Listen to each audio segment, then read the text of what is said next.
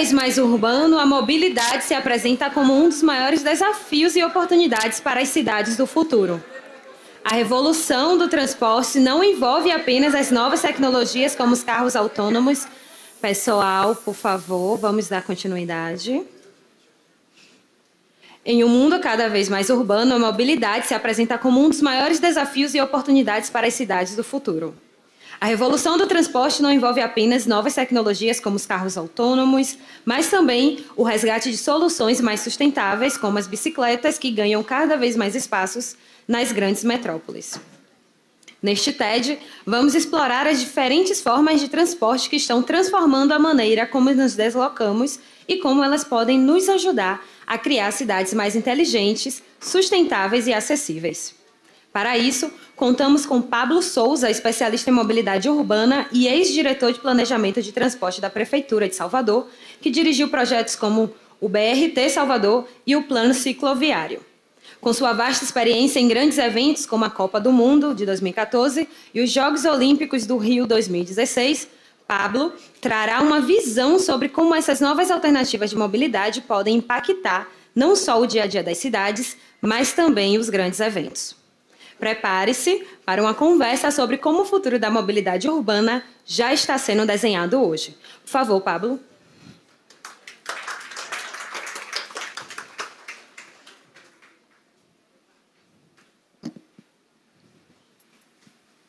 Será que liga esse aqui? Bom, boa tarde a todos e a todas. Eu sou Pablo, eu sou sócio da Urucuia, que é uma startup de mobilidade, junto com o ex-secretário de Mobilidade de São Paulo, Sérgio Alveleda, e Rodrigo Tortoriello, que foi secretário de Porto Alegre. E também sou consultor do ICLEI, no projeto TUME, em que presto consultoria a 6 cidades brasileiras para transformar a sua mobilidade em soluções de zero emissões. Eu vou falar um pouquinho para vocês sobre a mobilidade do futuro. E me trouxeram, de uma forma muito bacana, essa provocação dos carros autônomos às bicicletas. E na minha pesquisa para fazer essa conversa com vocês, me veio o meu algoritmo, de alguma forma me trouxe essa postagem de um coletivo do UOL chamado Mina, que devolve essa provocação de uma maneira muito interessante. Nem carros voadores, nem mochila-jato. Nas cidades do futuro, o melhor jeito de se deslocar será a pé. Então, por que a gente traz a caminhabilidade, por que a gente traz a mobilidade humana, que é isso que a gente tanto fala, ao invés de a gente trazer essa discussão de carros voadores e de veículos autônomos? Para vocês terem ideia, na cidade do presente, nossa Salvador, cidade que todo mundo aqui mora, a gente tem hoje 22% das pessoas se deslocando de veículos individuais. Tá? Em torno de 40% das pessoas elas se deslocam em transportes coletivos. E 38% em modos ativos, ou seja, caminhando, de bicicleta, etc. Muitas vezes não é porque caminhar é bacana, nem porque bicicleta é bacana, não. Tem muita gente aqui com as desigualdades da cidade que a gente vive porque caminha porque não tem grana para poder ir para o seu compromisso, pedala porque precisa dar o vale transporte para o seu filho para poder estudar. Então, essa conversa de mobilidade humana ela precisa ter muita responsabilidade, porque não é o papo de zona sul do Rio, é um papo de você transformar as cidades mais humanas, respeitando as desigualdades que as cidades vivem. Agora, independente se você aqui dirige, ou se você pega metrô, ou se você sabe andar de moto, 100% dessas pessoas elas são pedestres. 100% de nós, em algum momento, nós somos pedestres. E a cidade ela precisa olhar, as cidades precisam olhar muito mais para isso. E eu costumo dizer que essa ocupação dos centros urbanos, dos espaços urbanos, elas são resultado de correlação de forças. Não adianta a gente achar que a forma como a gente se comporta, a forma como a gente raciocina, a forma que a gente constrói, não interfere nesse cotidiano. Ela interfere sim, interfere muito, e às vezes a gente se comporta de uma forma despropositada, algumas questões culturais, e isso acaba interferindo. Eu vou trazer um pouco dessas reflexões para a gente conversar aqui. Na palestra de mais cedo, onde estava aqui Suzana, outra turma, o pessoal perguntou assim, tá bom, tem uma economia criativa, sustentável, etc., mas essa grana vai para onde? Não sei se vocês acompanharam aqui. Então, eu vou trazer uma provocação também para vocês, o seguinte. Nessa construção da correlação de forças de nossa cidade, das cidades, quem forma opinião está se deslocando como? 22% de veículos individuais. tem a turma da moto, né, e tem a turma do carro. Agora, como é que essas pessoas, né, como é que nós, né, eu vou aqui fechar meus olhos, vou pensar que eu estou numa conversa de boteco aqui sentado todo mundo. Chegou sexta-feira ali no bar. Primeira conversa é, poxa, cheguei atrasado no trabalho hoje porque o trânsito não estava legal. Ou seja, a demanda de dono de carro é fluidez. Então, os gestores de mobilidade das cidades, eles são pressionados por fluidez o tempo todo. A segunda é a infração de trânsito. Você já chega, às vezes, reclamando, olha, tomei uma multa porque estava ali no celular, horrível. Aqui, a gente tem essa cultura de enxergar a fiscalização de uma forma negativa. Na Espanha, por exemplo, o radar, que fiscaliza a velocidade, ele é chamado de caixa salva-vidas. Então, para vocês verem como essas lógicas são diferentes em gente, né, em locais diferentes. Terceiro aspecto, a gente que está aqui no bar, a gente está conversando e perguntando, e aí, vai ter blitz para voltar para casa?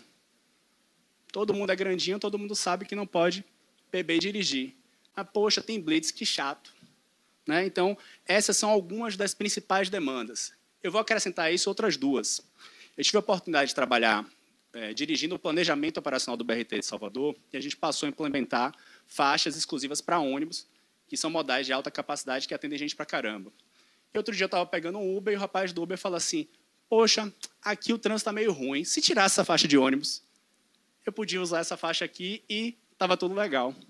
Né? Ou seja, é mais uma vez como nós que usamos carro, né? Muitas pessoas aqui que têm o privilégio de usar carro, e nós vamos pautando o nosso meio urbano.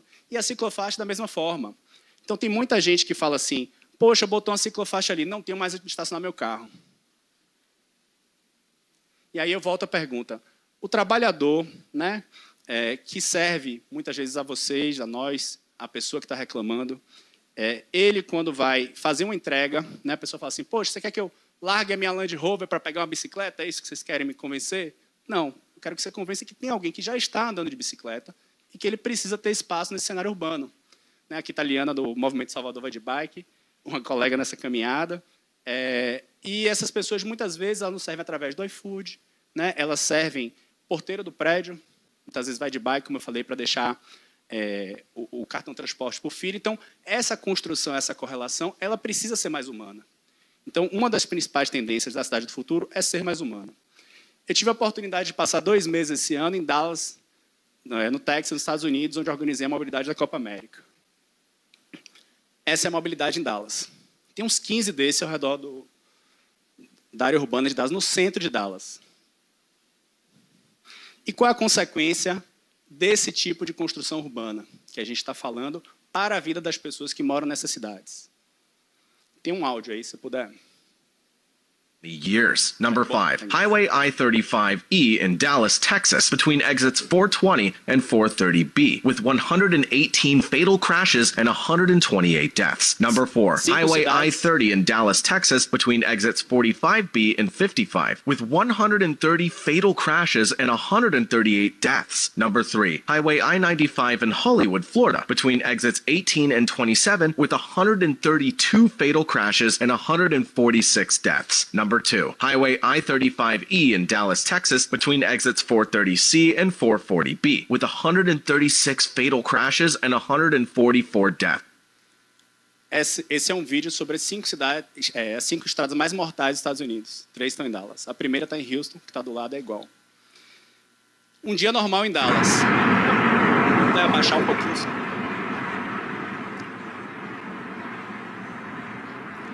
O veículo colidiu. Você tem toda a assistência policial. Faixa que não acaba mais, generoso em faixa. Faixa embaixo e faixa em cima. E onde é que está a turma de Dallas, indo para o trabalho de manhã cedo? Todo mundo preso no engarrafamento. A velocidade máxima permitida nas vias de Dallas é de 120 km por hora. Então, não é porque necessariamente se pode trafegar mais rápido que você chega mais rápido nos lugares. E as consequências humanas a gente já conhece. Bom, a primeira tendência, então, que eu falei aqui e que eu quero compartilhar com vocês sobre mobilidade do futuro, ela é segurança viária. 1,2 milhão de pessoas morrem todos os anos no mundo vítimas de acidentes de trânsito. Tá? Fora a perda humana, que é inenarrável, a gente também, né, de uma forma secundária, tem uma perda que é calculada entre 64,5 e 100 bilhões de dólares por ano, fruto dessas vítimas, né, essas mortes no trânsito todos os anos.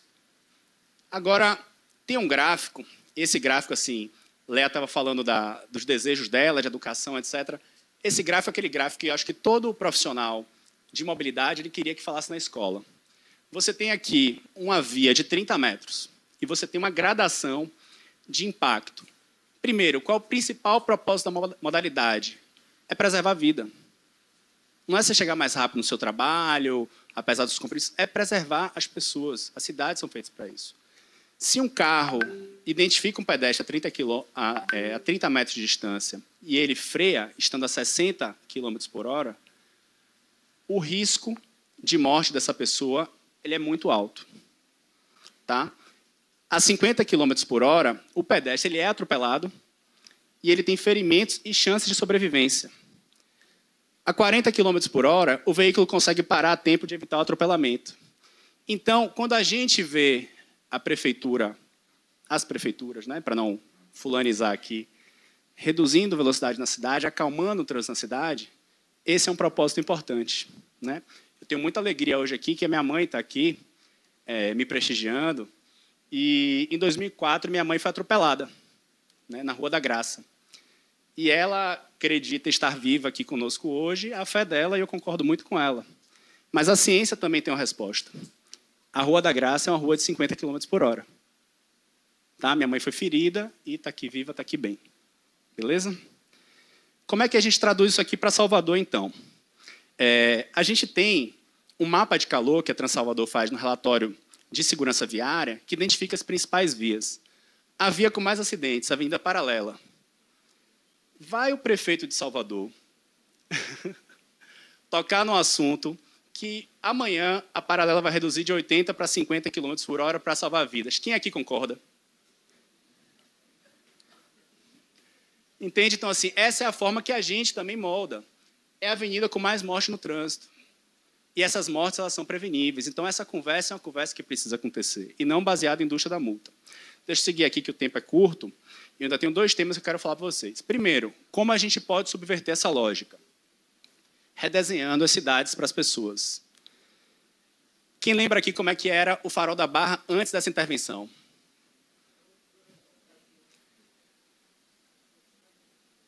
Bota o áudio, por favor. Olha o buzu da BTU.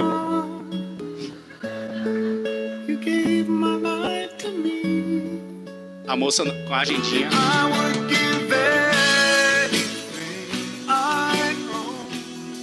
Os carros todos estacionados.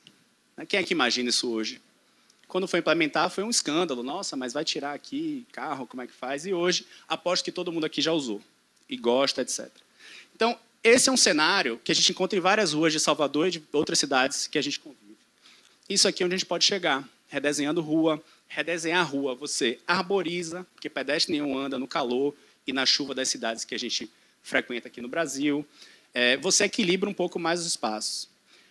A segunda grande tendência que eu preciso compartilhar com vocês e que eu queria, entre os meus objetivos, que vocês levassem para casa hoje nas suas reflexões,